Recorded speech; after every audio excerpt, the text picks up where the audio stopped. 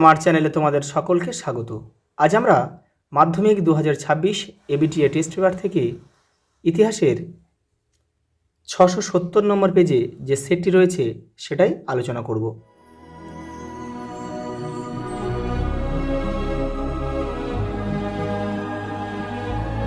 দেখ, প্রথম প্রশ্ন, ভারতে ফুটবল খেলা প্রবর্তন করেন ইংরেজরা। বাংলা ভাষায় প্রকাশিত প্রথম মাসিক পত্রিকা কোনটি? দিগদর্শন। নীলদর্পণ নাটকের ইংরেজি অনুবাদের প্রকাশক ছিলেন। দেখো, প্রশ্নটা কিন্তু ঘুরিয়ে দিয়েছে। নীলদর্পণ নাটকের ইংরেজি অনুবাদের প্রকাশক ছিলেন। ইংরেজি অনুবাদ যদি বলে কে করেছিল তাহলে কিন্তু মাইকেল মধুসূদন দত্ত আমাদের উত্তর হতো, কিন্তু বলেছে দেখো অনুবাদের প্রকাশক ছিল কিন্তু রেভারেন্ড জেমস লং। নববিধান ব্রাহ্ম সমাজ প্রতিষ্ঠিত হয় 1880 খ্রিস্টাব্দে। পরেরটা দেখো, ভারতীয় জাতীয়তাবাদের অগ্রদূত বলা হয় রাজা রামমোহন রায়কে। ছয়টা দেখো, রংপুরের ইজারাদার ছিলেন দেবী সিং। পরেরটা দেখো, নীল বিদ্রোহের সময় বড়লাট ছিলেন কে? লর্ড ক্যানিং।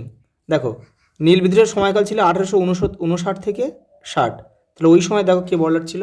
লর্ড ক্যানিং। কারণ কি লর্ড ক্যানিংয়ের সময়কাল ছিল, দেখো লর্ড ক্যানিংয়ের সময়কাল ছিল, আমি এখানে লিখে দিয়েছি, 1856 থেকে 1862। পরেরটা দেখো, জমিদার সভা প্রতিষ্ঠিত হয় 1838 খ্রিস্টাব্দে। পরেরটা, বন্দে মাতরম সঙ্গীতে প্রথম সুর দেন রবীন্দ্রনাথ ঠাকুর। এই যে লন্ডনে ভারত সচিবের দপ্তরের নাম ছিল ইন্ডিয়া হাউস। প্রথম হিমালয়ের উচ্চতা মেপেছিল রাধানাথ সিকদার। 12টা দেখো, বেঙ্গল ন্যাশনাল স্কুল অ্যান্ড কলেজের প্রথম অধ্যক্ষ ছিলেন অরবিন্দ ঘোষ। পরেরটা দেখো, একা আন্দোলনের নেতা ছিলেন মাদারিপাসি। অপশান ক। ভারতে প্রথম মে দিবস পালন করেন, অপশান গ, সিঙ্গারাভেলু চেট্টিয়ার, মাদ্রাজে 1920 খ্রিস্টাব্দে। 15টা দেখো, গান্ধী বনাম লেনিন পুস্তকটির রচনা করেন এস এ ডাঙ্গে। এই যে অপশান ঘ, এস এ ডাঙ্গে। পরেরটা দেখো, ভারতের বিপ্লববাদের জননী বলা হয় কাকে? মাদাম কামাকে। সত্যশোধক সমাজের প্রতিষ্ঠাতা ছিলেন জ্যোতিবা ফুলে। মতুয়া ধর্মের প্রবর্তক ছিলেন হরিচাঁদ ঠাকুর। দেশীয় রাজ্য ছিল না বোম্বাই। ভাষাভিত্তিক রাজ্য গঠনের বিরোধিতা করে কে হচ্ছে ধর কমিশন বা ডার কমিশন। 1948 সালে কিন্তু এটা গঠিত হয়েছিল। দেখো বিভাগ ক্ষয়ে 5টা উপবিভাগ রয়েছে। সেই 5টা উপবিভাগ থেকে তোমাদের প্রত্যেকটা থেকে কম করে একটা করে নিতে হবে, নিয়ে টোটাল 16টা প্রশ্ন কিন্তু উত্তর দিতে হবে। দেখো, প্রথম প্রশ্ন কী দিয়েছে দেখো, একটি বাক্যে উত্তর দাও। হকির জাদুঘর কাকে বলা হয়? ধ্যানচাঁদ। ধ্যানচাঁদকে হকির জাদুঘর বলা হয়। অ্যানাটমি গ্রন্থের অনুবাদ কে করেন? মধুসূদন গুপ্ত।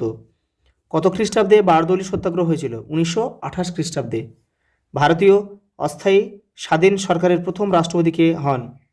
মহেন্দ্র প্রতাপ সিং। একটু দেখে নাও। দেখো, হকির জাদুঘর ধ্যানচাঁদ, তারপর মধুসূদন গুপ্ত, তারপরে বারদৌলি আন্দোলন হয়েছিল কিন্তু গুজরাটে হবে, এটা গুজরাট 1928 খ্রিস্টাব্দে। অস্থায়ী স্বাধীন সরকারের প্রথম রাষ্ট্রপতি ছিল হচ্ছে মহেন্দ্র প্রতাপ সিং। এটা কিন্তু 1915 খ্রিস্টাব্দে গঠন হয়েছিল। কোথায়? কাবুলে, আফগানিস্তানের কাবুলে কিন্তু গঠন হয়েছিল। দেখো, একটা স্তম্ভ রয়েছে, তোমরা কিন্তু কেউ তীর চিহ্ন দিয়ে মেলাবে না, ঠিক এভাবে এপারে দাগ নাম্বারগুলো এপারে বসালে কিন্তু হয়ে যাবে। বেলগাছিয়া মেডিকেল কলেজ, দেখো রাধা গোবিন্দ কর 2.2.1, যেটা বর্তমানে আরজি কর মেডিকেল কলেজ নামে কিন্তু পরিচিত। দেখো, পরেরটা দেখো, Bengal British India society, Thomson. Indian forest service 1864। Whitley commission, শ্রমিক আন্দোলন বিরোধী নীতি। পরেরটা দেখো, উপবিভাগ 2.3, ঠিক না ভুল নির্ণয় করো। বিদ্যাসাগর কথামালা রচনা করেন, এটা ঠিক। সিপাহী বিদ্রোহ ছিল একটি গণবিদ্রোহ, এটাও কিন্তু ঠিক। বিটিআইয়ের প্রথম অধ্যক্ষ ছিলেন সুবোধচন্দ্র মল্লিক, এটা কিন্তু ভুল, এটা হবে প্রমথনাথ বসু। পরেরটা দেখো, ব্রিটিশ ভারতে নিম্ন জাতিভুক্ত সম্প্রদায়দের বলা হতো দলিত, এটা কিন্তু ঠিক। ম্যাপ পয়েন্টিংটা আমি তোমাদের পরে করিয়ে দেবো একসঙ্গে। দেখো বিবৃতি ব্যাখ্যাটা দেখো একটু। প্রথম বিবৃতি দিয়েছে দেখো, নববঙ্গ আন্দোলন বেশি দিন বাঙালির মনে রেখাপাত করেনি। ব্যাখ্যা 1, কারণ এই আন্দোলনে সাধারণ মানুষের অংশগ্রহণ ছিল না, এটাই আমাদের সঠিক ব্যাখ্যা হবে। বিবৃতি 2 দেখো, ফরাজি আন্দোলন ছিল একটি ধর্মাশ্রয়ী কৃষক আন্দোলন। ব্যাখ্যা 1, এই আন্দোলনের মূল ভিত্তি ছিল কৃষি ও কৃষক। ব্যাখ্যা 2, এই আন্দোলনের মূল ভিত্তি ছিল ইসলাম ধর্ম, এটাই আমাদের সঠিক ব্যাখ্যা হবে। বিবৃতি 3 দেখো, 1960 খ্রিস্টাব্দে জাতীয় শিক্ষা পরিষদ গঠিত হয়। ব্যাখ্যা 1, বৈজ্ঞানিক গবেষণা উন্নতির জন্য। ব্যাখ্যা 2, কারিগরি শিক্ষার উন্নতির জন্য।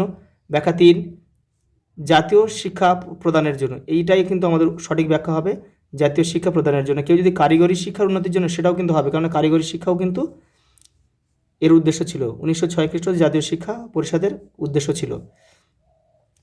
4টা দেখো, বিবৃতি 4 দিয়েছে দেখো, 1905 খ্রিস্টাব্দে রবীন্দ্রনাথ ঠাকুর রাখি বন্ধন উৎসব পালন করেন। ব্যাখ্যা 1, বঙ্গভঙ্গ বিরোধী আন্দোলন জোরদার করতে।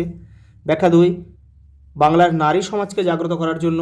আর ব্যাখ্যা 3, সাম্প্রদায়িক সম্প্রীতি গড়ে তোলার জন্য। এটাই আমাদের সঠিক ব্যাখ্যা হবে, সাম্প্রদায়িক সম্প্রীতি বা হিন্দু মুসলমানের যে সম্প্রীতির বাঁধন, সেটাই কিন্তু দৃঢ় করার জন্য এটা কিন্তু গড়ে তুলেছিল, পালন করেছিল। আজ এই পর্যন্ত, দেখা হবে পরের ভিডিওতে।